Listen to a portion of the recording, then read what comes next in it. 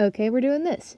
So I decided to get an attempt with recreating the style of Trevor Henderson's artwork. I've already done it before with Drawtober, but I decided to try to take it to the next level and follow his artistic process. So the first thing I needed to do was have a picture. I didn't want to take one from the internet, so I improvised and took a picture of my stairwell with a couple of the doors closed to give off a dark atmosphere.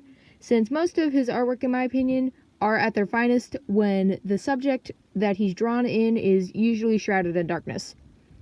After that, I imported the picture into Procreate and I got to work.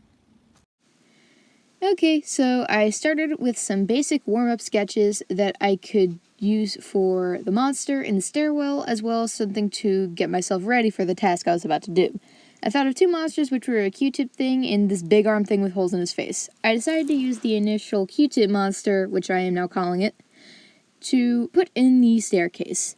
I made him very long-limbed and gave him a really, really long neck because, I don't know, I do what I do. And I outlined him with pencil because I felt like using my regular line art style would definitely have not fit in the environment I was setting them in, and also because it gave off a more realistic style based on my last artwork using this.